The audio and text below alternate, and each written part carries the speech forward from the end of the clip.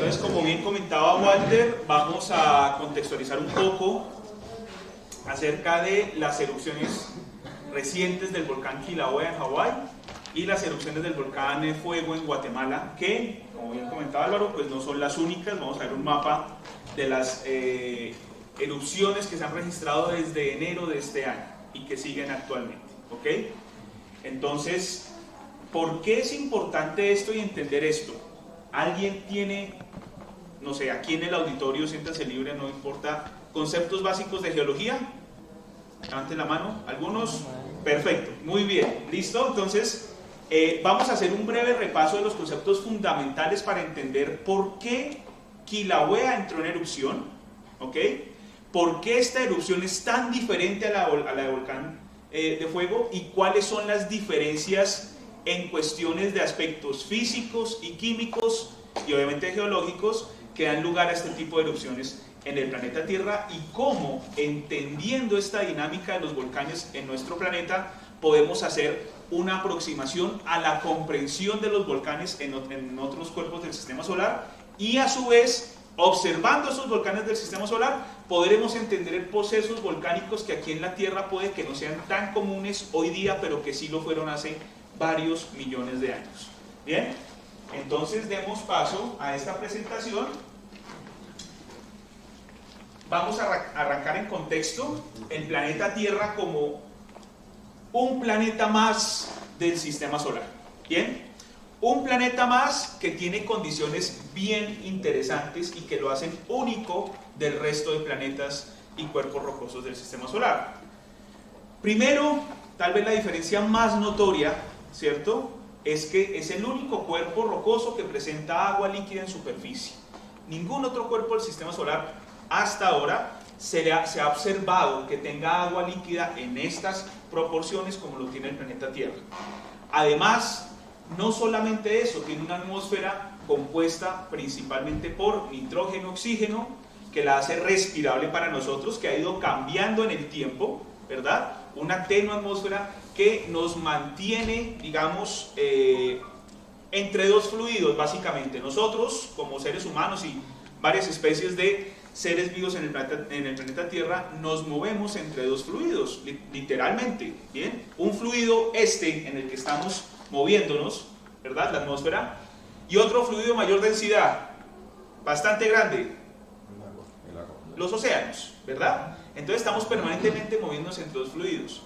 Además, estamos en la zona de habitabilidad, que ya sabemos que la zona de habitabilidad es un concepto que efectivamente surge de tomar como referencia nuestro sistema solar, en donde la Tierra a cierta distancia del Sol, que en este caso es una estrella espectral tipo G, ¿verdad?, una estrella amarilla con una edad media de más o menos 5.000-5.500 millones de años, en el cual a una distancia determinada, que en este caso una distancia promedio es una unidad astronómica, ¿verdad?, 150 millones de kilómetros, pues tendremos las condiciones de temperatura y de radiación solar necesarias para que la vida pues evolucionara y llegara a lo que la conocemos hoy en día.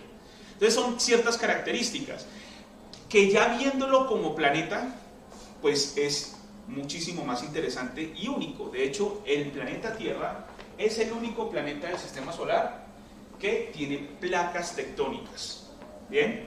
Y su distribución interna es también bastante interesante. Yendo desde afuera hacia adentro, tenemos la litosfera, que es, imaginemos a la Tierra como una capa, como una cebolla, ¿bien?, por capas, ¿bien? De tal manera que la corteza, en este caso la litosfera, corteza y litosfera en geología son dos términos que hacen referencia, digamos, a lo mismo, pero implícitamente litosfera se hace en referencia al comportamiento mecánico de la roca, es decir, dependiendo de los esfuerzos que se apliquen, si son compresivos o son distensivos, la roca se comporta de manera frágil, es decir, se fractura, o de manera dúctil, es decir, se deforma sin fracturarse. Y corteza, hacemos referencia en geología a la composición de esa litosfera, cuando hablamos de corteza oceánica, de corteza continental. Bien, de hecho, la distribución de la superficie de nuestro planeta es una distribución bimodal. ¿Qué quiere decir eso? que tiene un componente de corteza oceánica, que es la mayor, la principal, y otro componente de una corteza diferenciada más evolucionada, que es la corteza continental. ¿Ok?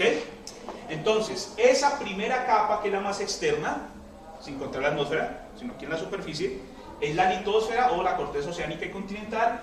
Yéndonos más hacia adentro, hacia lo profundo, encontramos el manto, que tiene aproximadamente 2.000, casi 3.000 kilómetros de espesor.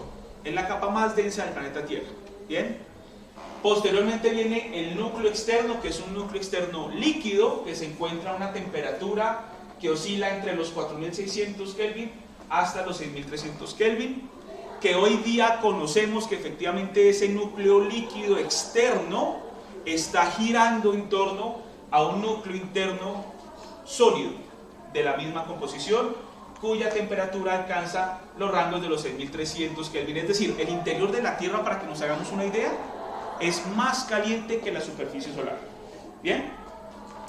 Entonces, teniendo ya este concepto de la división o de la diferenciación interna de nuestro planeta, pues vemos que este modelo que se plantea está basado en el estudio de ondas sísmicas, que es la forma en cómo los geólogos, los científicos, podemos escudriñar el interior de la Tierra.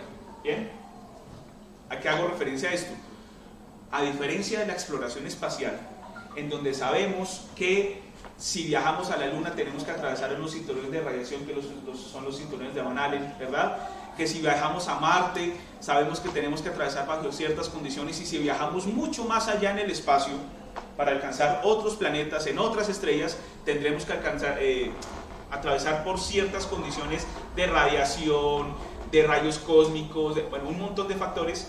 El espacio, en cierta manera, es mucho mejor conocido para el ser humano que inclusive el fondo del océano.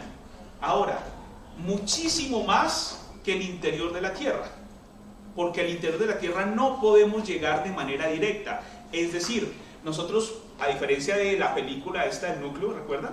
¿Cierto? Que se construía una nave y que viajaba al interior de la Tierra, en donde estaba construyendo un material nuevo, en el cual se hacía más resistente, mucho más fuerte a medida que se iba incrementando la presión y temperatura. Pues eso es, hoy en día no lo tenemos, es ciencia ficción, pero es maravilloso pensar en esa oportunidad en la cual podamos explorar el interior de nuestro planeta, en el cual podamos viajar, literalmente ir y atravesar capa por capa hasta llegar al núcleo de la Tierra. Pero obviamente por cuestiones tecnológicas no las podemos hacer hoy día. Entonces conocemos mejor el espacio que inclusive el interior de nuestro planeta Tierra, por esa facilidad de acceso. Sin embargo, eso no es una limitante para aquellos científicos que se dedican a estudiar precisamente el comportamiento de la transmisión de estas ondas mecánicas a través del interior de la Tierra. Y hago referencia a que son ondas mecánicas porque las ondas mecánicas tienen una propiedad. A diferencia de las ondas electromagnéticas, las ondas mecánicas necesitan un medio para transportarse. ¿Bien? Ejemplo, el sonido, que es el ejemplo que yo siempre le doy a mis chicos en clase. ¿Bien? Entonces el sonido se genera por la vibración de estas cuerdas vocales, que son dos tendones, bien, aquí, y lo que generan son ondas de presión en el ambiente que perturban las moléculas que forman el aire, y finalmente esas ondas de presión llegan a su tímpano dando sonidos. Bien, básicamente es eso. Entonces estas ondas mecánicas necesitan un medio para transportarse. Las ondas mecánicas en la Tierra también obviamente necesitan un medio para transportarse, y van a cambiar sus propiedades dependiendo de la densidad del medio y de la profundidad a la que se vaya disipando esa onda. De tal manera que hay dos ondas principales, no son las únicas, pero son tal vez las más representativas y de las que más le podemos sacar jugo a de información, que son las ondas primarias o ondas P, y las ondas secundarias o ondas S. Bien, las ondas primarias tienen una velocidad superior a las ondas S y se caracterizan porque, además de viajar más rápido que las ondas S, se transmiten en líquidos, sólidos y gases, a diferencia de las ondas S, que solamente se transmiten en sólidos. Por consiguiente, conociendo esas propiedades de las ondas mecánicas, y cuando se producen sismos de gran magnitud, esas ondas es como coger, ustedes tomen, hagan un palo de balso, ¿bien? Un palo de escoba, y dóblelo hasta que lo rompen, ¿bien? Entonces, cuando se acumulan esfuerzos en ese palo, llega un momento en que el palo se fractura, se rompe y libera una cantidad de energía, ¿ok? A eso se le conoce como la teoría del rebote elástico, pero entonces ahora utilicémoslo con rocas. Apliquemos grandes esfuerzos compresivos o grandes esfuerzos distensivos en donde la roca está sometido a grandes presiones y llega un momento en que no resiste más. ¿Y qué va a pasar? Se fractura y forman las fallas geológicas.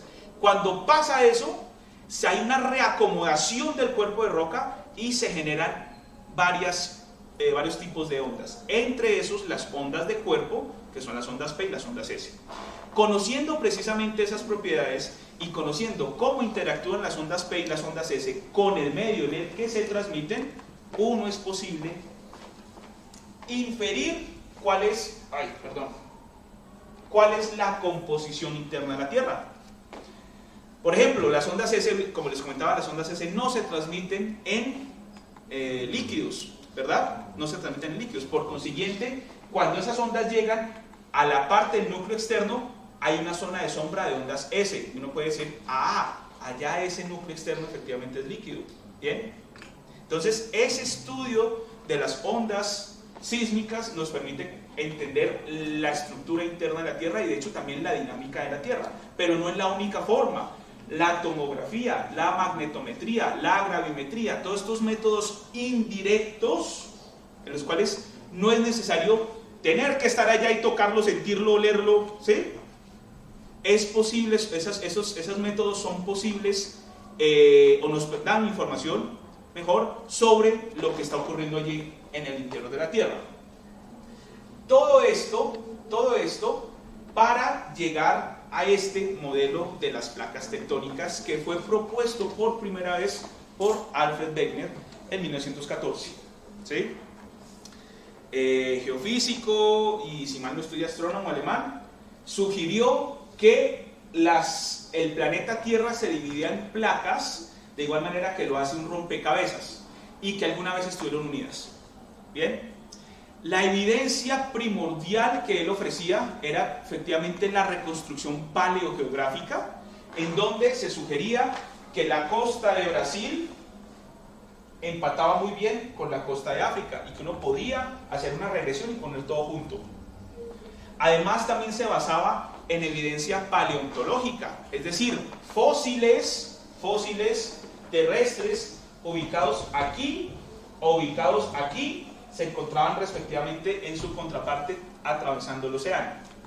Posteriormente, y eso digamos fue como la prueba reina, se empezó a hacer un estudio del fondo oceánico de la orientación magnética que dejaban las rocas en el suelo marino. ¿Qué es lo que pasa? Y ustedes van a preguntar ahorita, bueno, ¿y esto qué tiene que ver con Kilauea? Y sí tiene muchísimo que ver, porque entendiendo esto sabemos por qué los estilos eruptivos de un volcán son tan diferentes al del otro volcán. ¿Bien? Entonces, ¿qué es lo que pasa acá? Cuando este océano, que es el océano Atlántico, se empieza a abrir por allá en el Jurásico hace 150 millones de años, se empiezan a formar unas estructuras geológicas que se denominan rift, que son zonas en donde se empieza a romper la corteza. ¿Ok? Entonces se empieza a romper la corteza, se hace mucho más delgada y el magma proveniente del manto empieza a salir. Y aquí a lo largo, toda esta dorsal, que aquí efectivamente este es un límite de placa, ¿vale? Que de hecho es la cordillera más larga del planeta Tierra, no son ni los Andes, ni los Himalayas, ni los Alpes, son esa cordillera bajo el océano. Está formada por volcanes submarinos, ¿sí? Entonces, por allí sale el magma permanentemente y forma volcanes.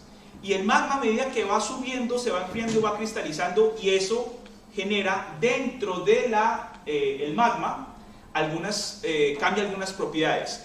Cuando está muy caliente, como está formado por varios minerales, entre esos hierro, el hierro es se orienta con el campo magnético local, ¿verdad? Ustedes toman limadura de hierro y lo ponen con un imán, y a medida que ustedes van cambiando el imán, ¿cierto? Eso va orientándose, y de hecho hay unas hasta obras de arte utilizando esa propiedad magnética del hierro. Entonces, dentro de los minerales que forman la roca, hay grandes cantidades de hierro.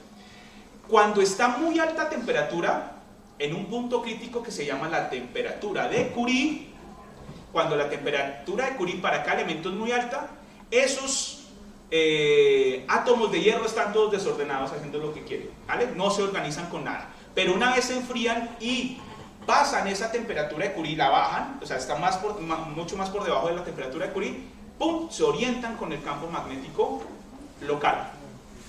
De tal manera que las rocas dejan un registro de cómo estaban orientadas en la medida que iban saliendo por esa dorsal oceánica y se iban enfriando. Y esa evidencia en el cual uno empieza a observar que hay rocas con diferentes edades que tienen orientaciones magnéticas y que están alejadas respecto a un eje de simetría que es esta dorsal, ¿ok? Uno empieza a observar que efectivamente eso se empezó a abrir y se empezó a separar. Entonces, cuando se empiezan a hacer la exploración del suelo marino, no solamente la batimetría, ¿cierto? Es decir, la forma, la topografía del suelo oceánico, sino también la magnetometría de las rocas en el fondo marino, empezamos a revelar algo que no se conocía, que se tenía como intuición, pero que no se tenía una certeza sobre si ocurrió o no, y es las tectónicas de placas. ¿Bien? ¿Por qué es importante esto? Porque precisamente esa teoría de la deriva continental sustenta muchísimos de los procesos geológicos que ocurren en el planeta Tierra. Y allí ya empezamos a entrar a hablar de los márgenes tectónicos que ocurren en nuestro planeta. Bien, vuelvo y digo, la Tierra es el único cuerpo del sistema solar que presenta placas tectónicas. Y hago un paréntesis acá pequeño. Hay un artículo muy bueno del profesor Simon Caterhorn de la Universidad de Idaho. Bueno, eso fue en esa época, ya está retirado, está trabajando en la industria petrolera, porque el hombre sí se dio cuenta que la industria petrolera paga mejor que las universidades. Y él escribió un artículo muy bueno con datos de la misión Cassini sobre... ¿Fue en Cassini? No, perdón, de la misión... esto fue en Europa. Creo que es de la misión Galileo. Sí, señor, de la misión Galileo. En donde se observan diferentes estructuras en la superficie de la luna Europa, que es una luna, pues... que orbita alrededor del planeta Júpiter, que se estima, se cree que hay un océano bajo su superficie, pero que está cubierta de un gran casquete de hielo. Y hay diferentes terrenos, ¿bien?, en la superficie de esta luna, y lo que él logró evidenciar es, haciendo un trabajo estructural bien interesante, sugirió que posiblemente esas estructuras que se observan en superficie son el resultado de subducción de diferentes tipos de hielo en la superficie de Europa. Es una hipótesis bien interesante, que de llegarse a comprobarse, de tener más datos que efectivamente corroboren esa hipótesis y la vuelvan mucho más sólida, podríamos estar hablando de un segundo cuerpo con tectónica de placas en el sistema solar. Pero eso está o sea, hay mucha tela por cortar por ahí, toca analizar muchos más datos.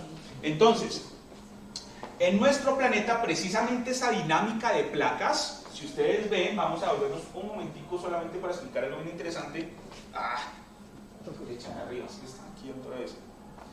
Algo bien interesante, vean que todas las placas, la placa de la India, la placa africana, de Sudamérica, de Nazca, absolutamente todas las placas tienen componente de corteza oceánica y componente de corteza continental. Unas más que otras, ¿sí? Unas más que otras. Pero básicamente todas las placas tectónicas tienen tanto corteza oceánica como corteza continental. Bien. Esto me permite que los dos tipos de corteza, tanto la oceánica como la continental, que se diferencian en composición, se diferencian en espesor y en edades, me permitan tener placas tectónicas en el planeta Tierra. Bien. Entonces, la corteza oceánica es menos espesa, ¿sí?, que la corteza continental en algunas de sus partes. Por ejemplo, si lo comparamos donde están las cordilleras de los Andes, eso es como tener un cubo de hielo, un iceberg, más o menos, ¿ok? En donde entre más alto tiene que haber una raíz bien profunda, entonces el espesor de la corteza allí es muy grueso. Y a medida que vamos bajándose en las regiones planas, donde están los platós, esa corteza va disminuyendo un poco su espesor. Pero todo eso en contexto, comparado con la corteza oceánica, es mucho más grueso. Entonces la corteza oceánica es menos gruesa, menos espesa, ¿vale?, que la corteza continental. Además está conformada por minerales ricos en hierro y magnesio, lo cual la hace más densa, más pesada. Y cuando empezamos a mover y a chocar esas dos placas, pues lo más denso va a tender a hundirse, ¿cierto? Y lo menos denso va a tender a flotar. De tal manera que la corteza oceánica, que es más densa que la corteza continental, va a tender a meterse por debajo, ¿bien?, de la corteza continental, dando paso a las zonas de subducción. Y si se está metiendo por un lado, o sea, si esta placa, digamos, la corteza oceánica, esta la corteza continental, si esto se está metiendo por acá permanentemente, en algún lugar por aquí debe haber una región en la Tierra en la cual se esté abriendo el suelo oceánico. Y esos son las zonas de rift. En este caso generan las estructuras que son los ridges oceánicos. ¿Bien? Entonces aquí en esta parte, producto de la dinámica del interior de la Tierra, en donde hay celdas de convección que permanentemente sube el material más caliente, se enfría, gana, pierde temperatura, ¿cierto? Vuelve y baja, y vuelve y sube, vuelve y baja, y vuelve y sube, de la misma manera que cuando estamos haciendo arroz, ¿sí? Cuando uno cocina arroz, ¿quién nunca ha cocinado arroz en su vida?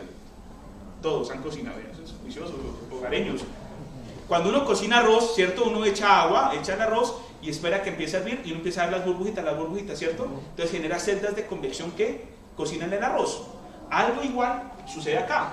Lo más caliente que está abajo sube por diferencia de temperatura y de densidad, se enfría, vuelve y baja y vuelve y sube y genera estas celdas de convección que activan, que es como el motor interno que da paso a las tectónicas de placas. Entonces esas celdas de convección suben, llegan a un punto en donde la corteza, ¿sí?, puede ser oceánica o puede ser continental, y estamos algunos ejemplos bien chéveres de eso, se abre, el manto entra en contacto con la superficie y esto se empieza a abrir el suelo oceánico. Pero para no tener exceso de superficie, ¿cierto? Porque yo puedo estar creando el material y llega un momento en que tengo un exceso de material y salió toda superficie y ya no más, ¿verdad? No, eso efectivamente se produce un efecto de reciclaje en donde tenemos las zonas de apertura, ¿cierto?, de generación de corteza, y esa corteza se hunde y se entierra, se funde y vuelve y sube, y entonces es un proceso permanente de reciclaje de todo el material de la corteza. ¿Ok? ¿Claro eso? Con eso en mente vamos a centrarnos hoy en dos puntos particulares. En estos puntos, que son las zonas de subducción, y en otros puntos también muy interesantes que, digámoslo de cierta manera, no tienen que ver o no están íntimamente relacionados con los márgenes tectónicos, que son los denominados puntos calientes. Entonces voy a explicar así rápidamente, aunque yo lo tengo más adelante, lo explico con más detalle con las diapositivas, qué es un punto caliente. Entonces, del dibujo, del gráfico, vamos a enfocarnos nuevamente, digo, en esta parte en donde hay subducción de las placas, donde hay zonas de convergencia, márgenes convergentes, ¿bien? Y aquí efectivamente, si ven toda esta cordillera, esto es todo un plano metiéndose por debajo de otro plano, ¿bien? Por eso tenemos cordilleras en donde hay varios volcanes. Ejemplo, los Andes, las Rocallosas, ¿verdad? Antiguamente, ya no, los Himalayas, bueno, varias, por allá en el Cinturón de Fuego, en Japón, en Indonesia, ¿bien? Entonces tenemos estas cordilleras que están asociadas a orogenias en donde se presentan volcanes, ¿bien?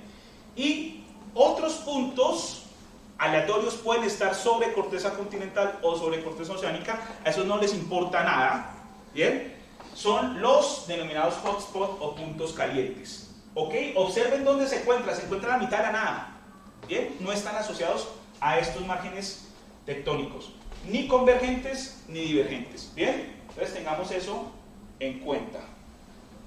Ahora, este es un mapa este es un mapita que muestra cada triángulo son volcanes activos en el planeta Tierra.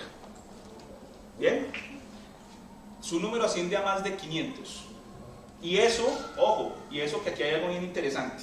Entonces le puede sacar mucha información. Esto lo recuerdo muchísimo en mi curso de vulcanología, que lo vi con un profesor fabuloso, extraordinario, en la universidad. Entonces, aquí, ¿qué es claro? Hay varios patrones, ¿verdad? Hay varios patrones. Uno, si observamos, vamos a ver este lado de acá, si observamos estos volcanes, todos estos volcanes, ¿cierto? Forman una, ¿cierto? Están alineados, están sobre los bordes de placa, están sobre las costas, por decirlo de alguna manera, o muy cercanos, en el Océano Pacífico. Y tienen, digamos, una cierta distribución. A esto es lo que llamamos el anillo de fuego, ¿vale? Hay otros volcanes, otros puntos críticos, como por ejemplo Islandia, que es algo excepcional, que es, de hecho, la... se me olvidó la palabra, es como la... no la emisión, sino como la representación, de alguna forma decirlo, ¿cierto? De un punto caliente sobre la dorsal del Atlántico. ¿Bien? Otros puntos por aquí aislados, tenemos unos por aquí. ¿Cuáles creen que sean estos? Galápagos. Los Galápagos, ¿cierto? Ahí los Galápagos. Otros de por aquí. Hawái. Vamos a hablar ahorita de esos. ¿Sí ven por qué es importante entender el contexto?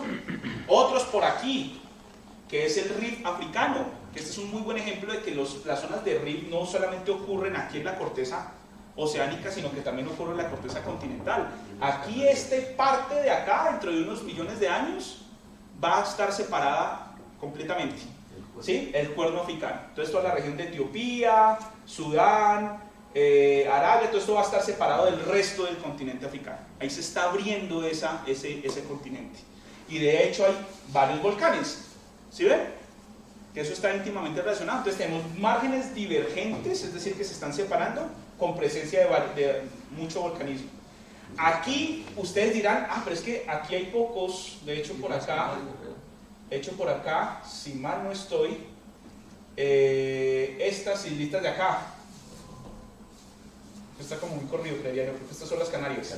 ¿Ven? Estas son las de Madeira, en Portugal, o Madeira por acá. Bueno, las Canarias, por aquí hay muchísimos más.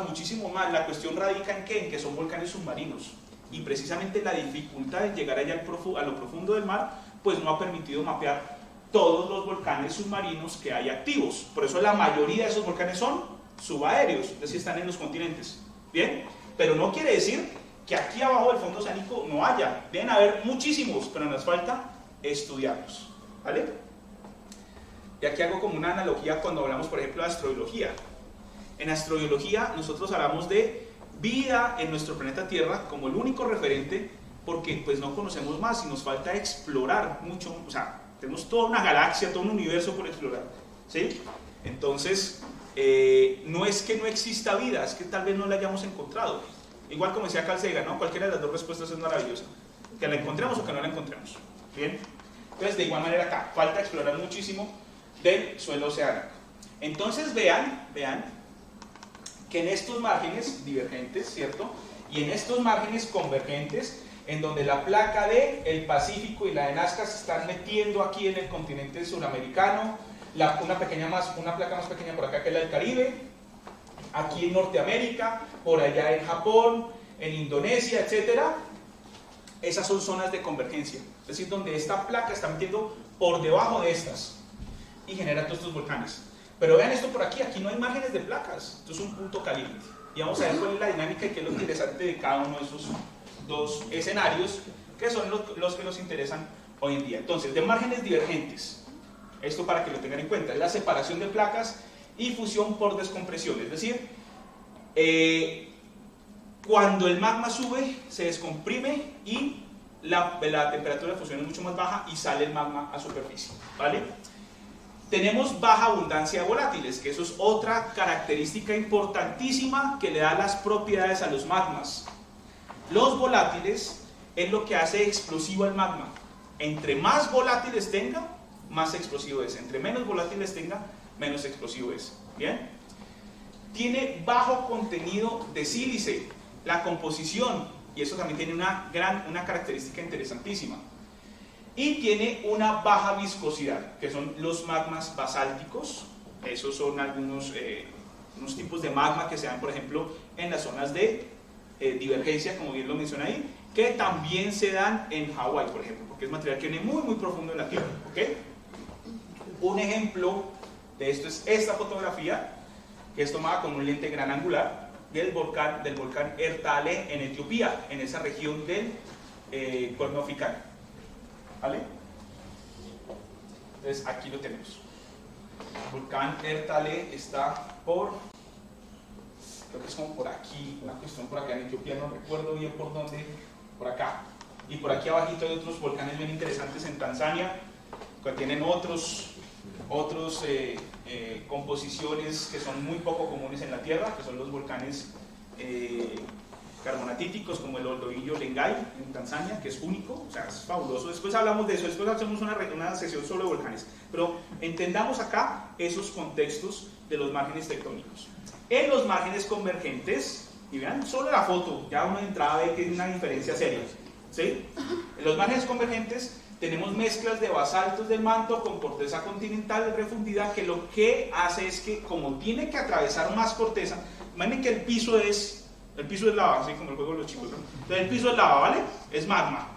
Entonces eso viene y sube y tiene que atravesar un montón de corteza. A medida que ese magma va atravesando corteza, se va contaminando. No es tan puro, ¿cierto? Porque tiene que atravesar un gran espesor de corteza. Y a medida que atraviesa el gran espesor de corteza, se va llenando de muchos volátiles, la temperatura va bajando, va incorporando más sílice dentro de su estructura y por consiguiente se va volviendo mucho más explosivo. ¿Sí? Entonces no es lo mismo, eso lo vamos a ver ahorita en las fotografías, eso es, o sea, las fotos y los videos son clarísimos. No es lo mismo tener una erupción en Hawái que tener una erupción en Volcán de Fuego en Guatemala, ¿vale? Entonces esta fotografía, si mal no estoy, del Santa Elena, ahí está, correcto, del volcán Santa Elena, de la erupción del 82, que fue muy bien registrada.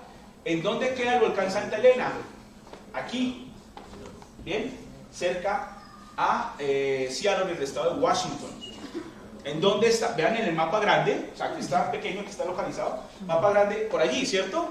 ¿Y qué queda entre esto y más allá del Pacífico? Una zona de convergencia, ¿cierto? Bien, entonces ya vamos viendo serias diferencias. Los ambientes intraplaca, como los puntos calientes, ¿ok?, se caracterizan porque son flujos basálticos de baja viscosidad. Entonces, de pronto aquí los entendidos miran, pero ¿qué pasa en Yellowstone? Oh, eso es una cosa bien interesante. En Yellowstone es muy diferente a lo que ocurre en Hawái. Vamos a hablar un poquito de Hawái y vamos a entrar ya en detalles con lo que son los puntos calientes, ¿ok? Hawái precisamente está sobre un punto caliente. Esos puntos calientes se generan a gran profundidad en el límite entre el núcleo externo líquido y el manto. Y esa anomalía térmica permite el ascenso de lo que se denominan plumas. ¿Bien? Y se denominan plumas porque tienen, adivinen qué, forma de plumas. ¿Sí? Sencillo. La geología es fácil. Digo a mis estudiantes. Entonces, este material asciende muy caliente, llega a superficie y empieza a abrirse paso por las fracturas presentes en la corteza, que puede ser oceánica, es decir, bajo espesor, o puede ser continental, de alto espesor. ¿Listo? Cuando tenemos puntos calientes en corteza oceánica, damos paso a estas formas, a estas islas volcánicas, como Hawái, como por ejemplo el caso excepcional en donde está la zona que se está abriendo en el Atlántico, pero además de esa zona hay un punto caliente, que es donde está Islandia, ¿sí? O sea, Islandia es un punto caliente, pero exactamente preciso sobre la dorsal del Atlántico. O sea, es bien interesante, Islandia es extraordinario. Entonces, en este caso de Hawái, vemos, por ejemplo, que este punto es un punto fijo. Y bueno, ¿y cómo inferimos que esa cosa allá a profundidad es fijo? Si esos son millones y millones de años. O sea, se han estudiado desde hace cuánto, pues realmente el estudio es muy reciente, ¿sí? Y a medida que se van mejorando las técnicas geofísicas, a medida que se va mejorando la resolución, del instrumento, se puede observar que efectivamente hay material de muchísima mayor temperatura que va subiendo y empieza a penetrar las fracturas en la litosfera, dando paso a estas islas volcánicas. Pero aquí lo interesante es lo siguiente, y es que cuando uno estudia geoquímicamente estas islas de allá, tienen casi la misma firma geoquímica. ¿Bien? Es decir, que si tienen la misma firma, eso es como rastrear los genes de un papá así irresponsable, ¿cierto? Y uno va tan, y digo, este es hijo de este es hijo de uno sabe que tiene el mismo origen, ¿verdad? Entonces, lo mismo con estas islas, una medida que analiza la geoquímica de estas islas, puede determinar que el origen es el mismo, uno le hace un rastreo. Además, cuando se hace la reconstrucción paleogeográfica, siguiendo los vectores de movimiento de las placas, pues tengo la placa la placa del Pacífico y la placa de Norteamérica y sé que eso están juntando a cierta velocidad y con cierta dirección, yo puedo hacer una reconstrucción paleogeográfica en donde tengo la isla actual de Hawái y puedo seguir el rastro y sé cómo se fueron moviendo las placas en el pasado. ¿Bien? Y eso casa perfectamente con la paleogeografía y con los paleoambientes, de tal manera que puedo definitivamente decir que sí, ese punto es fijo, allá abajo. ¿Hay ciertas perturbaciones? Sí, las hay, pero digamos, así para entenderlo bien, ese punto no se mueve, ese punto siempre está emitiendo material. Entonces, emite material, lo que se mueve, pum, en la placa, una isla. Esa placa se sigue moviendo, pum, otra isla. Ahora se mueve para acá, pum, otra isla. Entonces yo le puedo hacer el seguimiento a esas islas, ¿verdad? Y determinar cuál es el movimiento de las placas y saber precisamente esa fuente cómo se comporta a profundidad. Esto ocurre en Hawái, y vuelvo y digo, esto es un punto caliente sobre una placa oceánica. Ahora, otro caso particular, los puntos calientes sobre corteza continental. Los puntos calientes sobre corteza continental tienen lo mismo, vienen de allá bien profundo, de la capa de ese límite entre el núcleo externo y el manto, pero al atravesar corteza continental están atravesando una corteza mucho más gruesa, ¿sí? Vuelvo y digo, Yellowstone es uno de esos casos. Como eso está permanentemente emitiendo material y emite material y es una corteza bastante gruesa, se acumulan muchísimos volátiles, se acumula muchísima presión y esto es lo que es un supervolcán, ¿vale? Que resulta ser sumamente explosivo. Entonces vean qué interesante, no es lo mismo tener una zona de convergencia para volcanes que están en zonas de convergencia que un punto caliente. ¿Claro eso? Bien. Ahora, en los puntos calientes no es lo mismo tener un punto caliente en corteza oceánica más delgada que tener un punto caliente en una corteza continental que es más gruesa. ¿Claro eso? Entonces si ven que son una suma de factores lo que hace que los estilos eruptivos sean diferentes para cada volcán, ¿vale? Por ejemplo, entonces tenemos esta fuente hidrotermal que es típica, ¿no? De Yellowstone, de las fotos que siempre hemos visto, pero no es, o sea, esto no es que sea el volcán, esto es una cosa muy pequeña de un volcán. Yo no sé si tengo aquí la imagen, por aquí, bueno, no es la imagen completa, pero es un volcán que tiene aproximadamente 85 kilómetros de diámetro, la caldera. Es decir, eso queda en el estado de Wyoming, casi en todo el centro de Estados Unidos. Uno entra a ese parque, no llega en carro o en avión, llega uno hasta la capital de Wyoming, que es Cheyenne, y toma un bus o lo que sea, llega hasta el parque Yellowstone, y uno llega al parque y ni cuenta se da que uno está dentro de un volcán. Uno camina dentro del volcán, pero uno está permanentemente dentro de la caldera, ¿vale? Uno está caminando dentro de un volcán. ¿Bien? Entonces esto es como una representación, una concepción artística de lo que está ocurriendo allí, ¿no? La fuente permanentemente está emitiendo material y finalmente genera pues el volcanismo altamente explosivo en Yellowstone. ¿Ok? ¿Cuáles son los tipos de erupciones? Entonces ya entendiendo los estilos volcánicos, los estilos tectónicos, ¿verdad? Entendiendo cómo es la dinámica de la Tierra, vamos a empezar a ver cuáles son los tipos de erupciones y de qué dependen. ¿Bien? Entonces, tenemos erupciones explosivas, de las cuales vamos a hablar rápidamente en qué consisten. Erupciones efusivas, y erupciones freatomagmáticas que, si bien no las vamos a tratar hoy, sí vale la pena decir de qué trata. Entonces voy a arrancar por aquí, ¿vale? Para ya centrarnos después en estas dos, en las explosivas y en las efusivas.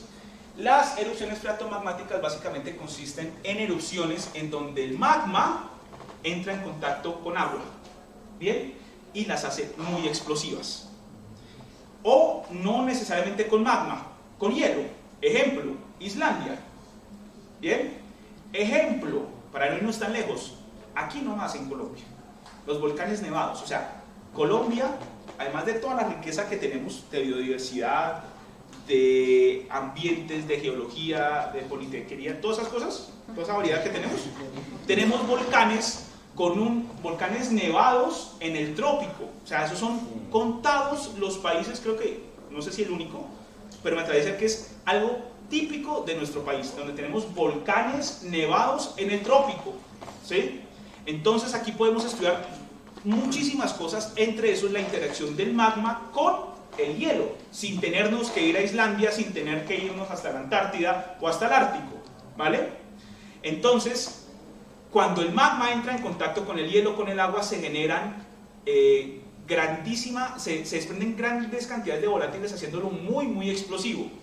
Vean, no falta ni siquiera ir al volcán, vayan a la cocina, cuando ustedes están fritando papas fritas, ¿cierto? Ponen el aceite caliente y le echan las papas y el fogonazo, ¿verdad? Entonces, ese cambio brusco de temperatura genera una gran cantidad, una liberación de volátiles, ¿vale? Entonces son las freatomagmáticas.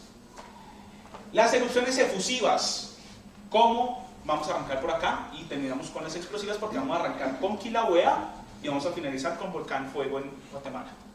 Entonces, las efusivas son aquellos flujos de lava, que son las erupciones tipo hawaianas, porque adivinen cuál es el referente, el volcán. Los de Hawái, Kilauea, Mauna, todos esos volcanes hawaianos, ¿vale? Y las erupciones explosivas, que ya tienen una subdivisión dependiendo de la cantidad de material que se emita, dependiendo de la explosividad que tenga, del contenido de volátiles de la composición.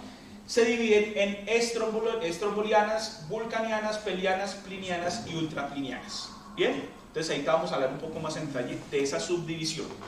¿Ok? Entonces, ¿cuáles son los factores que afectan a la viscosidad dinámica del magma? ¿Qué entendemos por viscosidad dinámica del magma? Ahí está la definición para que la tengan en cuenta.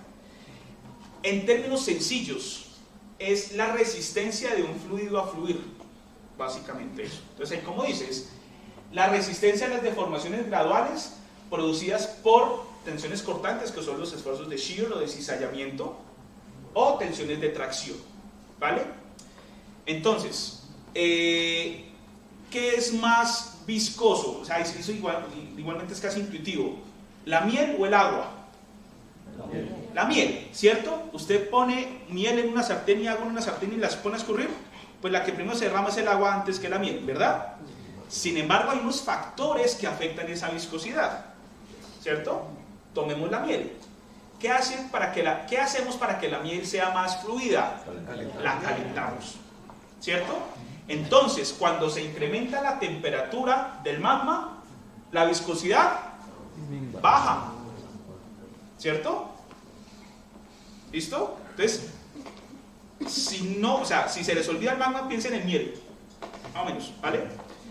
Composición química. La composición química afecta sustancialmente los estilos eruptivos. Entre más sílice tenga el magma, mucho más explosivo es. ¿Bien?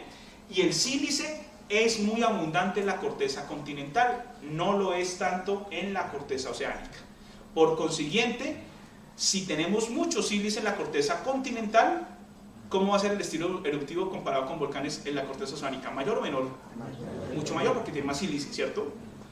Y como va atravesando más cantidad de corteza, ¿cierto? El magma, mientras sube por las fracturas y todo eso, como que se va cansando y va perdiendo entusiasmo, ¿cierto? O sea, la temperatura va bajando, por consiguiente la viscosidad aumenta. Y otro factor importante es el contenido de volátiles. Ejemplo, agua. Ejemplo, metano. Ejemplo, varios gases, diferentes tipos de gases. Esos volátiles también le suben considerablemente el la viscosidad del magma y lo hace más explosivo. ¿Bien?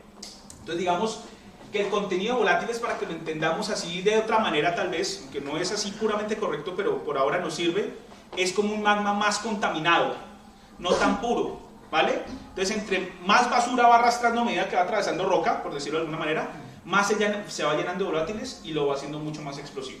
¿Bien? A diferencia de un magma como los basálticos, en Hawái, ¿cierto? En donde tiene que atravesar una muy poca densidad de corteza, o sea, prácticamente lo tiene ahí encima, ¿vale? Entonces, volvemos a esto de acá, a las erupciones efusivas, ¿ok? Nos vamos a centrar en estas son las explosivas, no, las efusivas. Nos vamos a centrar aquí, ¿ok? En los puntos calientes. ¿Vale? Entonces vamos a ver cuáles son los aspectos. Esto ya lo hablamos brevemente. Aquí están simplemente los dibujos de cómo es el ascenso del magma en las zonas de rift, ¿cierto? Cuando se separa la corteza oceánica, sube el magma y forman los volcanes, o cuando lo tenemos en la zona continental. Bien, en los dos casos lo que hay es una apertura de la corteza y sube el magma y forman los volcanes, ¿vale? Bien, eso ya lo tenemos claro. En los puntos calientes tenemos precisamente esto, ¿cierto? Tenemos una fuente fija, el magma sube, esta corteza se va fracturando, se va levantando, al levantar se va generando unas fracturas porque se está deformando, ¿bien? Y la corteza en la parte más superior es rígida, o sea que forma fracturas, y esas fracturas son zonas de debilidad por donde el fluido puede ascender. ¿Bien? Y va generando volcanes, islas volcánicas, y a medida que la placa se desplaza, esas islas volcánicas se van moviendo, pero uno sabe que esa fuente es fija. Por consiguiente, vean que en Hawái, creo que aquí ya arrancamos con Hawái, usarlo por acá, arrancarlo aquí en Hawái. Vamos a mostrar esta foto, ahorita nos devolvemos, ¿ok? En Hawái, esta que es la isla más grande, es la isla activa, pero todas estas son las islas que ya no tienen vulcanismo activo. Sin embargo, hay varios volcanes. De hecho, aquí, en donde está Honolulu, que es la capital, ¿cierto? Están las playas de Waikiki, y en la esquinita está un cono volcánico precioso que se llama el Diamond Head, la cabeza de diamante. Hermosísimo. Y uno inclusive puede subir y atravesarlo, meterse por ahí, hacer senderismo, pero son volcanes inactivos, ya no presentan ningún tipo de actividad, ¿vale? Vamos a devolvernos un poco. Entonces, como les comentaba, esos puntos calientes provienen de este límite entre el núcleo externo líquido y el manto. Viene de muy profundo, ¿vale? Y por eso es tan caliente. Pero a medida que va subiendo, va perdiendo, pues temperatura, va ganando un poco de viscosidad, pero no tanto como los márgenes convergentes. ¿Okay? Eso es lo que yo quiero hacer énfasis. Entonces, de las erupciones de tipo hawaiana tenemos las siguientes características. Vean, esto es, digamos, un muy buen ejemplo representativo de las geoformas que se dan en los estilos eruptivos hawaianos. Entonces tenemos una columna de ceniza muy tenue, porque como hay pocos volátiles, la emisión de ceniza no es tan grande, ¿vale?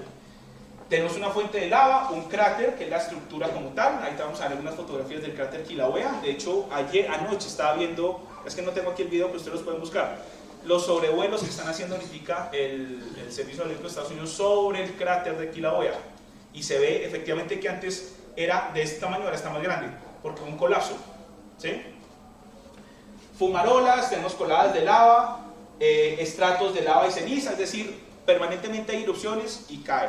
Erupciones y cae, eso formando algunos estratos que se caracterizan por tener unas pendientes muy bajas. De hecho, los estilos eruptivos de las erupciones hawaianas dan forma a un tipo de volcán que son los volcanes escudo.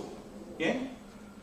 Los volcanes escudo se caracterizan por ser, pues, bastante altos, porque como es permanentemente que está emitiendo material durante millones de años, pues puede construir un edificio muy alto, pero tienen también para lograr esa altura unas bases grandísimas, muy extensas. Por consiguiente, son volcanes grandísimos. De hecho, si quieren, lo pueden leer en mi columna del tiempo que sale ahorita la otra semana, la montaña más alta del planeta Tierra no es el Everest, es el Mauna Loa, ¿sí? Porque desde su base hasta el techo, hasta el pico, la altura son de 10 kilómetros. ¿Sí? Desde la base del Everest hasta el pico son 8.800 y pico de metros, perdón. ¿Sí? Entonces, la montaña más alta del planeta Tierra es el Mauna Loa, que es un volcán escudo. Ahorita vamos a ver la distribución de los volcanes en Hawái. ¿Bien? Entonces, esto es, digamos, la composición, así, el diagrama típico de un volcán escudo, cuyo resultado es la asociación de las erupciones hawaianas. Ahora, un paréntesis pequeño. ¿Qué es un volcán? ¿Ustedes saben qué es un volcán? ¿Han visto volcanes en fotografías? ¿Cierto? Si ustedes me pudieran dar una definición de volcán, ¿cuál sería? ¿Cuál sería una definición así aproximada? Pista, no hay una respuesta única, entonces no se preocupen. Una válvula de escape de la Tierra. Vea, esa es una muy buena definición, así súper pragmática, ¿no? Muy sencilla, una válvula de escape. ¿Qué otra definición que se les ocurra? Sin miedo, ¿no? Aquí estamos para aprender cositas nuevas. Una conexión entre el manto y... Una conexión, ¿cierto? Como un medio que conecta la superficie con lo profundo, ¿cierto? Eso es, vean que intuitivamente sí sabemos que es un volcán. Normalmente lo asociamos siempre con que tiene forma cónica, ¿verdad? O sea, con una forma. Pero hay muchísimas formas que efectivamente están asociadas a los estilos eruptivos. Entonces, si pudiésemos decir una definición un poco más formal, lo que ustedes dieron es correcto, es perfecto, y eso es, digamos, lo que tenemos en la cabeza, y así es como funciona un volcán. Es el producto, es una estructura que se produce por la emisión de material desde el interior hacia la superficie. Entonces, ¿cuál es la estructura? Pues la estructura es el edificio volcánico, ¿sí?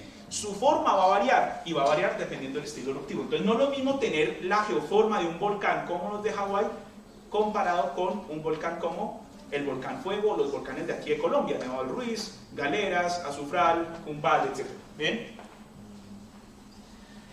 Las erupciones explosivas, esto solamente para retomar, pues efectivamente están asociadas a estos márgenes convergentes, ¿verdad? Donde dijimos que la viscosidad del magma se va a ver afectado por la inclusión de volátiles en su camino hacia la superficie, su disminución de temperatura, que si las comparamos con erupciones efusivas es mucho menor. Las erupciones basálticas tienen una temperatura típica entre los 1000-1100 grados, ya por mucho, ¿vale? Inclusive un poco menos. Y las erupciones de este estilo ya alcanzan los 600-700 grados Celsius, ¿vale? O sea, muchísimo menor. Y además van atravesando una gran cantidad de corteza, se van enriqueciendo el sílice y se hacen mucho más explosivos. ¿Claro eso? Entonces, ese es el ambiente tectónico de las erupciones explosivas. ¿Bien? Esto lo voy a dejar por acá, esto ya lo hemos visto. Y en función de eso, se ha construido un índice que se llama el índice de explosividad volcánica. No todas las erupciones son los mismos, ¿cierto o no? Tan es así que unas salen por noticias, otras no. ¿Cuáles salen por noticias? Las más ¡guau! ¿Verdad?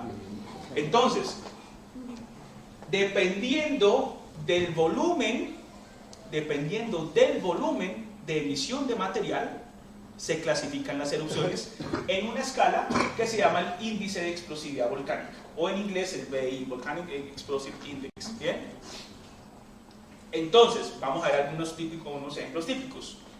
Esta erupción de Yellowstone de hace 600.000 años, que tiene aproximadamente 1000 kilómetros cúbicos, es una supererupción con un índice de explosividad muy alto, 7.5.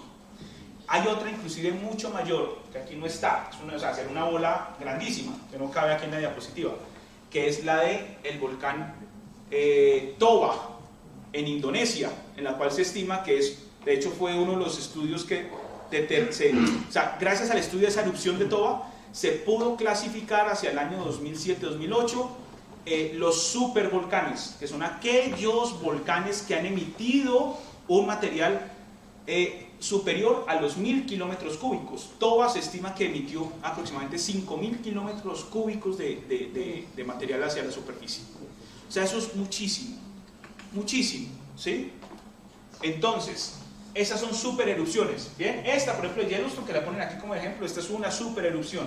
Hay otras, como por ejemplo, vean esta, la de 1815, Tambora. ¿Qué ocurrió en 1815? ¿Cómo, perdón?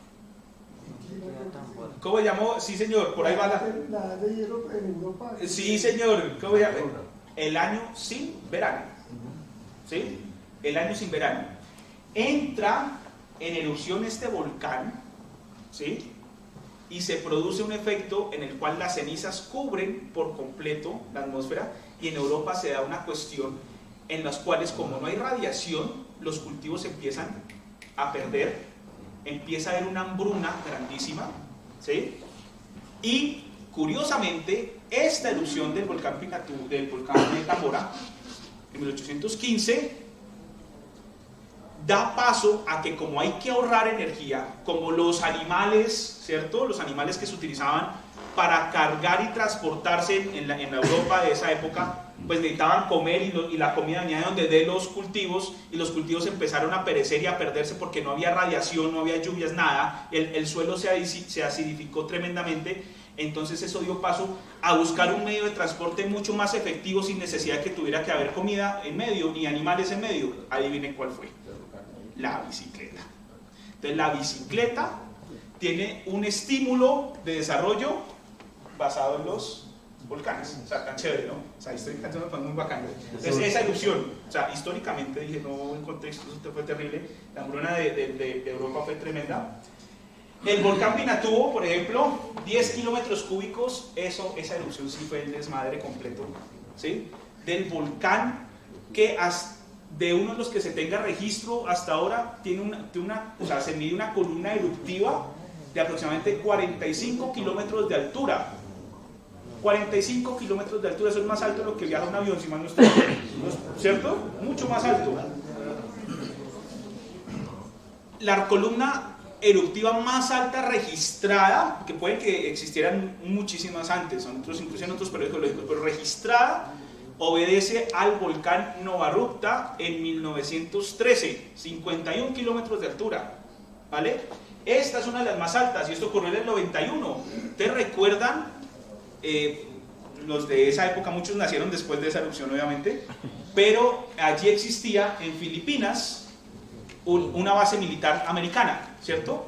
Que después de esa erupción, precisamente, el gobierno filipino, no sé por qué razones políticas, no tengo ni idea, pero ya después de esa erupción ya no está más la base militar, y curiosamente, debido a la presencia de esa base militar en Filipinas, es que llegan muchísimos científicos del Servicio Geológico de Estados Unidos a estudiar y a monitorear esa erupción, en donde se hace un estudio, se empiezan a presentar una cantidad de sismos. Ahorita vamos a ver, estos son unos videos muy chéveres, una cantidad de sismos asociados a esa erupción.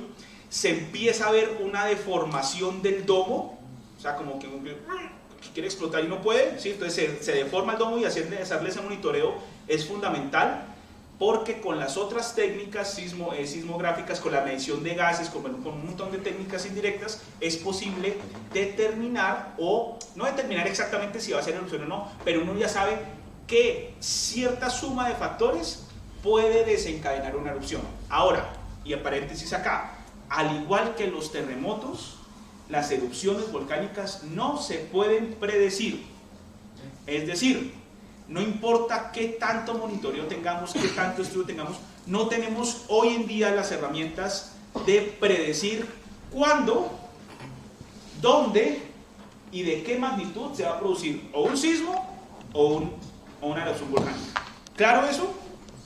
No hay forma de predecir terremotos, así en El Espectador salgan noticias, no se pueden predecir terremotos, punto. Ahora, y tampoco erupciones volcánicas. Ahora, más importante que predecir sería prevenir, ¿verdad? ¿Vale? Ya vamos a ver por qué. Entonces, este índice de erupción, este índice de explosividad volcánica, es una escala que nos permite saber qué tan explosivo fue un volcán. Y como hemos visto, como esa explosividad depende de esos factores, de la temperatura del magma, de la composición del magma, del contenido de volátiles, pues no todos los estilos eruptivos son los mismos, y no todos la explosividad de los volcanes es la misma, ¿vale? Entonces hay escalas que nos permiten identificar eso. Ahora sí, ya vamos a entrar en detalle, pero sí ven que es importante todo el contexto anterior para entender esto, ¿sí? Si no, pues simplemente se vuelve la noticia y se acabó. No, la idea es entender por qué pasa esto y no pasa de otra forma. Bueno, entonces, Volcán Kilauea. Volcán Kilauea. Como les mostraba, esta es una imagen satelital, ¿cierto? Aquí tenemos las islas de Hawái que están ubicadas en casi toda la mitad del Pacífico. Son varias islas, de las cuales la más grande y la activa actualmente es esta de acá, que es Hawái. O sea, realmente Hawái. Que es uno, de hecho, curiosamente, dato histórico, no tiene nada que ver con volcanes, pero solamente para que lo sepan, es el estado más joven de Estados Unidos, que fue reconocido como estado por allá por la década de los 60. Y curiosamente, cuando uno diligencia los formularios de votación o de salud y todo eso, Hawái no está incluido, o sea, si usted se enferma en Hawái, no tiene, o sea, el seguro médico no lo cubre en Hawái, le tocaría viajar al continente para que lo tenga. O sea, es una manera bizarra, rarísima, políticamente hablando, pero, bueno, en fin. Vamos a la geología. Hay 3 volcanes grandísimos, ¿bien? Uno que es Mauna Kea, otro que es Mauna Loa y otro que es el que nos interesa hoy, que es Kilauea, que es el activo, ¿vale? Aquí Mauna Loa no es un volcán activo, de hecho tiene, ¿qué hemos dicho de Mauna Loa? Que es la montaña más grande del planeta Tierra, ¿verdad? ¿Qué está en el cucurucho, en la cima del Mauna Loa? Los observatorios astronómicos, ¿cierto? Los Géminis. Allí, vean qué curioso, esto es muy bonito. Esto es una isla volcánica, todas son islas volcánicas, pero tienen un clima tropical, húmedo. O sea, allá pasa lo que pasa aquí en Bogotá. O sea, allá estaríamos dichosos porque un momento está haciendo sol y un momento otro, ¡pum!, un aguacero tremendo, ¿sí? El clima es muy variable. Y curiosamente, hay varios videos, inclusive búsquenlos, en donde se observan las nubes pasando por debajo de la cima de Mauna Loa. O sea, no recuerdo el número exacto, pero sí son muchísimas noches por cielo despejadas al año que tiene Mauna Loa, por eso los telescopios se pusieron allá. ¿Bien? Pero entonces, claro, están sobre una isla volcánica, y una isla volcánicamente activa, y el volcán que nos interesa es Kilauea, ¿vale? Entonces, clara la distribución, el norte está hacia arriba, ¿vale? Bien, aquí hay 2 aeropuertos, uno que se ve aquí muy grande, aquí se alcanza creo que a observar inclusive, es el de Kona, y otro aeropuerto por aquí, no recuerdo por dónde exactamente. Hay 2 aeropuertos, uno normalmente llega cuando hace turismo, llega allí, a ese aeropuerto, ¿vale? Y hay una carretera aquí, al igual que San Andrés, que la rodea toda la isla. Hay unas que se van metiendo. De hecho hay una carretera, pero eso sí le dicen a uno, tiene usted que alquilar una camioneta 4x4 para ir aquí a la cima y visitar los observatorios. Eso se puede hacer. ¿Bien? Ahora, esto, interesantísimo, esta foto me encantó, este diagrama, esta figurita. ¿Por qué? Porque esto es lo que la gente se imagina que son los flujos de lava en Hawái, así, tal cual, ¿cierto? ¿Verdad? Pero, vean lo que realmente, ¿dónde está ocurriendo eso? Todas esas noticias, todas esas imágenes, todo ese desastre, todo eso aquí nomás en este pedacito acá, ¿vale? Y está asociado precisamente al volcán Kilauea. No, aquí hubo emisión de cenizas efectivamente, pero donde hubo los flujos de lava fue en una zona radial, o sea, lejano a la boca del volcán, por decirlo de alguna manera. ¿Bien? Entonces, ¿sí ven lo importante de las escalas espaciales? No es una cosa así, o sea, no es que la isla se esté inundando en lava, no, es un pedacito chiquitico. ¿Vean? Ahí está. ¿Listo? ¿Bien? Primera cosa. Ya, aquí vemos las fotografías y podemos ver algunas de las imágenes más interesantes de lo que ha ocurrido, que es una erupción. Vuelvo y digo, no es que se venga presentando desde inicios de este mes, no, eso se viene presentando desde inicios desde este año, inclusive desde el año pasado. Simplemente que ya esto fue el desborde de toda esa concentración de gases, de todas las implicaciones que tiene una erupción volcánica, ya este es el resultado final. Pero la actividad, el incremento de actividad sísmica, todo eso se viene monitoreando desde hace meses atrás. ¿Bien? O sea, esto no ocurre de un momento a otro, ¿vale? De igual manera que un terremoto tampoco ocurre de un momento a otro. Son acumulación de esfuerzos y de esfuerzos durante varios años, miles, cientos e incluso millones de años. ¿Bien? ¿Qué tiene de curioso esto? ¿Y por qué es, digamos, un poco diferente al resto de erupciones que se han venido monitoreando en Hawái? Como hemos comentado, al estar sobre un punto caliente e históricamente los estilos de erupciones hawaianas son flujos de lava de alta temperatura con un bajo contenido de volátiles, con un bajo contenido de sílice, ¿verdad? Por consiguiente son esos flujos chéveres que uno puede ver y todas damos algunas fotografías que en efecto eso pasó, pero en la caldera, vean, se presentó algo que es muy poco común. No quiere decir que no pase, sí pasa, pero es poco común. Una columna eruptiva como si se hubiese tratado de una erupción explosiva, no efusiva. ¿Qué nos está indicando estos? A ver, quiz. Si no, no pueden salir del auditorio. Nos encerramos aquí, nos vamos a salir. Quiz. ¿Qué indica que hay una columna eruptiva donde haya ceniza, emisión de cenizas, donde haya una explosividad grande? ¿Qué indica eso? Que el magma ha viajado por la corteza. Una corteza. Una corteza un poco más ancha, bueno, podría ser. Muy fluida. Más contenido de volátiles, ¿cierto? Más contenido de volátiles, que puede estar reflejado precisamente en ese posible ensanchamiento local de la corteza, digamos, ¿cierto? Donde se han metido más volátiles en el magma. Entonces, pero básicamente lo que se encontró cuando se hace el estudio de gases y todo este análisis del monitoreo permanente es que efectivamente hay un incremento de volátiles que le dio una alta explosividad al magma. Entonces, por eso genera esta columna eruptiva. ¿Bien? Que vuelvo y digo, no es común, no es común. ¿Y por qué? ¿Ok? ¿Por qué se puede dar eso? Precisamente porque como el magma, a ver, normalmente cuando tenemos un volcán lo entendemos como si fuera un tubo de PVC, ¿cierto? ¡Pum! Conectado desde arriba hasta el fondo. Y por ahí sube el magma. Pero realmente como debemos concebir el conducto volcánico es una cantidad de fallas, de fracturas conjugadas unas con otras. Entonces, a medida que tú vas ahora, no siempre coge el mismo camino. Hay caminos cuando el magma va subiendo y va subiendo por esas fracturas, puede que no llegue a superficie porque la presión litostática es mucho mayor que la presión de los gases y por consiguiente, ¿qué pasa? Se enfría y sella ese camino en particular. Entonces puede tomar un camino más largo, entonces se va llenando de más volátiles. O sea, son muchos factores, ¿sí? En los cuales se incrementa el contenido de volátiles. Y la diferencia de colores. Hay unos más claros. Si nos dejas ver la anterior. ¿La anterior? Mira. Ah, ok. Estas, creo, a ver. Vapor de agua. Uno, primero, claro, las más claras indican vapor de agua, ¿sí? Entonces, ¿qué es lo que pasa? Como el agua también es un volátil, cuando se calienta, pues genera vapor y genera estas nubes más de colores más claros. Otras, las de al fondo, por ejemplo, esas yo creo que son nubes, ¿sí? ¿Vale? Y estas más oscuras, especialmente por la presencia de ceniza, de material particulado. Cuando se produce una erupción explosiva, se generan partículas de diferentes tamaños. Al igual que en geología clasificamos rocas sedimentarias no solamente por sus procesos sedimentarios, sino por el tamaño de grano, ¿cierto? De los más finos a los más gruesos. Esto también tiene algunos tamaños de grano, que va de ceniza, lapili, bombas, bueno, dependiendo del tamaño. Entonces es un grano muy fino, ¿vale? Estilo ceniza. Una pregunta. Señor. Esta fotografía es en la costa. Esta fotografía Sí, es eso no es agua. cerca, ya vamos a acabar. Ay, no están aquí acosando, yo siempre muero mucho. Esta fotografía, véanla, esto es de acá, ¿sí? Entonces no están cerca de la costa. Ahorita vamos a ver unas fotografías de la costa, ¿vale? ¿Bien? Entonces tenemos esas columnas eruptivas. Estas son algunas fotografías de los flujos de lava. Ya esto, que es en la parte cerca de la costa, que es donde nos muestran esa esquinita, ¿cierto? Ahí es donde están los flujos de lava. Veanlo.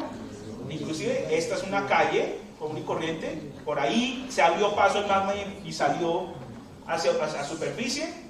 Vean que no es tan explosivo, o sea que la altura de eso, pues si bien es alto, o sea, obviamente ustedes lo comparan altísimo, pero no es tan alto como una columna eruptiva de una erupción volcánica explosiva, ¿vale? Entonces son varias fotografías, a ver un momentico. Tan es así que inclusive esto se ha dado para que se haya incrementado el turismo recientemente para observar esas erupciones, ¿no? Eso, digamos, es la gran ventaja, ¿vale? Entonces la gente se parquea a una distancia segura, que no falta ¿sí? Vale. Y le empieza a tomar las fotos, ¿vale? Porque o sea, usted la puede venir, usted puede salir corriendo, eso no se desplaza tan rápido, es fácil, digamos en términos de evacuación es fácil, relativamente fácil, porque usted sabe a qué velocidad va avanzando eso, entonces usted puede despejar o sea, no es súbito, no es tan rápido como una erupción explosiva, ¿sí? ¿Vale? Entonces estas son algunas fotografías, ustedes las pueden encontrar en internet, así, esto es lo que se ha visto en estos días, ¿vale? pocos volátiles, una temperatura alta, una viscosidad baja. Vean, van formando ríos de lava, ¿sí? Por eso cuando, no sé cuál fue esta película, Dante's Peak, donde salió Pierce Brosnan, ¿no? Que era el geólogo y toda esa vaina que se conquistaron todas las chicas de la ciudad. Mostrar un volcán como el del Ruiz, con el estilos eruptivos de esta, o sea, geológicamente lo más malo que he visto en películas. Este es un video.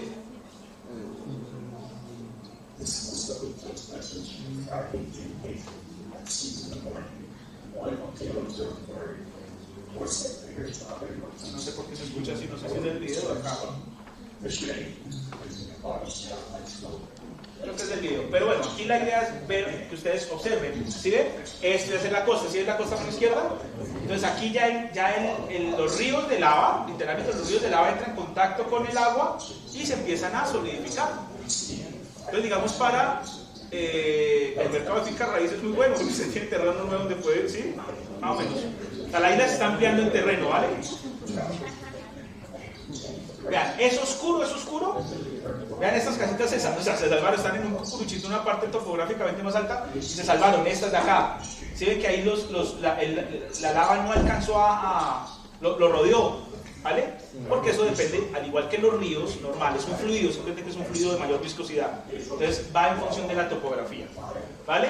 Entonces aquí ya vemos la costa y vemos cómo el magma va yendo desde la parte más alta a la parte más baja. ¿Vale? ¿Listo? Entonces pasémoslo. Ya vimos esto acá. Estas son algunas fotografías.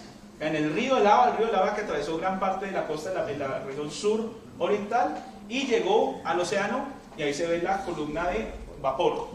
¿Bien? Otra fotografía, vean, todo esto. Esto se va avanzando en terreno un poquito, no mucho, no, tampoco tanto, pero sí es bien interesante observar cómo esos flujos de lava, pues dependiendo de la viscosidad y todo, se van moviendo como ríos. ¿Sí ven que eso es muy del estilo hawaiano? Eso es algo que uno observa, por ejemplo, en volcanes como los de acá. Volcán Fuego, y aquí el estilo eruptivo es distinto, porque tenemos un margen tectónico muy diferente también. Entonces, el Volcán de Fuego está ubicado en la costa occidental de Guatemala, en donde se presenta la subducción de la placa del Océano Pacífico con esta placa del Caribe, ¿bien? Y pues precisamente como esa placa se va hundiendo, ¿verdad? Se va enterrando, a medida que se va enterrando va ganando presión. Esa presión lo que hace es aumentar paulatinamente la temperatura, ¿verdad? O sea, va fundiendo la roca porque se va enterrando cada vez más, y a medida que se va fundiendo la roca, pues la densidad es mucho menor, la temperatura es mucho mayor y tiende ese cuerpo ¿a qué? A subir en forma de magma, ¿cierto? Que a medida que va atravesando esa gruesa corteza se va llenando de volátiles, se va llenando de silicio, se va un montón de cosas y se vuelve mucho más explosivo, que es lo que pasó en este volcán. ¿Qué es lo que pasa con estos tipos de erupciones? A diferencia de las otras erupciones en donde usted efectivamente puede estarlas monitoreando geofísicamente, geoquímicamente, geológicamente, ¿cierto? Aquí sucede exactamente igual. La diferencia es lo súbito del evento. Pueden que se presenten varios medios sísmicos, varias emisiones de alteraciones o anomalías de ácido sulfúrico, ¿cierto? Varios cambios geoquímicos, inclusive cambio en la topografía del edificio volcánico, y el volcán no entra en erupción, ¿vale? Caso particular, Volcán Pelé, Isla Martinica, en donde eso parecía como Juanito el Mentiroso, ¿sí? Entró en actividad, tenía todo para que entrara en actividad, para que hiciera erupción. El gobierno manda a evacuar, ¿cierto? Y no pasa nada. Segunda advertencia, lo mismo, evacuar, no pasa nada. Ya la tercera, la gente se aburre, ¿sí? Es lógico. Además que evacuar una zona de riesgo volcánico implica que usted tiene que dejar absolutamente todo. No está exento de ¿qué? Saqueos, ¿cierto? Se le entran, se le roban todo. O sea, es políticamente, económicamente y socialmente muy complicado evacuar una zona donde hay riesgo volcánico. Por eso, nosotros como científicos nos encargamos no de hacer la zona de evacuación. Eso es una decisión netamente política porque eso acarrea serios, o sea, tiene serias implicaciones económicas y sociales. Nosotros como científicos y como geólogos nos encargamos es de dar toda la información para que el político tome o no tome la decisión, ¿vale? O sea, nosotros llegamos hasta ahí. Ya que, como las películas, ¿no? Que el geólogo dice, no, tienen que evacuar tal ciudad. No, eso no nos compete a nosotros, ¿vale? No nos compete a los políticos, pero no es sencillo. O sea, es un trabajo mancomunado entre científicos y políticos que obviamente eso es muy complicado, ¿sí? Muy complicado. Entonces, esto ocurrió en el volcán Fuego en Guatemala. Vean la diferencia. Primero, columna eruptiva, ¿cierto? Como esto ya es el desmadre total, ¿cierto? Aquí se liberan toda la cantidad de gases posibles, se libera una grandísima cantidad de presión en un muy corto tiempo. Ocurren flujos piroclásticos, se levanta una columna de ceniza, pero no todo el material es homogéneo. Si fuera homogéneo, toda la columna sería perfectamente homogénea igual. Pero como hay material que es particulado más grande que otro, el más liviano asciende, ¿cierto? La temperatura aquí cerca de la caldera es mucho mayor que la que hay aquí. Por consiguiente, ¿qué creen que se empieza a generar dentro de la columna eruptiva? Celdas de convección, y eso lo que hace es levantarla mucho más, por eso son columnas bastante altas. Como el material es fino, ¿cierto? Se mantiene en suspensión hasta que varios días después empieza a caer. Finalmente el material más denso se empieza a escurrir, ¿cierto? Se empieza a ir por las laderas y ocurren lo que se denominan los flujos piroclásticos, ¿bien? Que bajan por las laderas. Por eso no importa, a ver, ahora acá. ¿Qué tan rápido usted trate de oír? Esa cuestión lo va a alcanzar. ¿Sí? Vean los carros, 61 kilómetros por hora. Esas velocidades alcanzan los 170, 180 kilómetros por hora fácilmente. Y curiosamente, como la temperatura dentro de la corriente piroclástica es mucho mayor que en la superficie, ¿cierto? ¿Qué se genera? Más celdas de convección, entonces eso lo que hace es acelerarlo mucho más, ¿sí? Y es inclusive mucho más complicado. Pero bueno, aquí ya se ve la explosión final, ¿ok? La liberación total de toda esa presión acumulada a lo largo de los días y genera esos flujos de piroclásticos, ¿ok? ¿Vale? Y material incandescente cerca a la caldera. Bueno, vamos a verlo acá, generando, pues dando por resultado esto. Y esto no es ajeno, esto lo vimos también en fotografías de 1982 del Santa Elena, ¿verdad? ¿Dónde más lo vimos? Aquí en el Ruiz, pero aquí en el Ruiz fue peor, ¿sí? Porque se generaron lahares, que es el contacto de esta ceniza que viene muy caliente con esa cima congelada, ¿cierto? Con el hielo, que lo que hizo básicamente fue un flujo de concreto líquido, ¿vale? Porque eso baja, se encauzó por el río Lagunillas, ¿verdad? Y llegó a una parte más plana en donde se esparció, que fue ¿qué? Armero, ¿cierto? Donde ha sido, de hecho la tragedia de Armero es una de las más complejas a nivel de afectados y de muertos, 25.000 aproximadamente, y ha servido como ejemplo típico de estudio para las erupciones volcánicas en donde se presenten flujos de lava. Entonces pasan este tipo de cosas, ¿bien? Ciudades enterradas bajo la ceniza y pues una emergencia tremenda, ¿no? Sobre todo en países en vía de desarrollo, mucho más complicado. Ya para finalizar, este es el mapa actual, esto es del mes de enero, de las erupciones activas en el planeta Tierra. Entonces no solamente son las de Hawái, no solamente son las de Volcán de Fuego, sino son muchas varias. ¿Bien? Entonces esto no es que sea coincidencia, no es que esté algo confabulado para que eso ocurra. Simplemente es a la dinámica natural de la Tierra. Son muchísimos las erupciones volcánicas que permanentemente ocurren. ¿Bien? Y ya para finalizar, invitadísimos todos ustedes a participar del segundo Congreso Latinoamericano de Astrobiología, en donde precisamente vamos a hablar también sobre la importancia de los procesos volcánicos en la formación de planetas rocosos. Entonces, invitados del 23 al 28 de julio, pueden visitar la página cla.unal.edu.co y pues bueno, los esperamos y muchas gracias.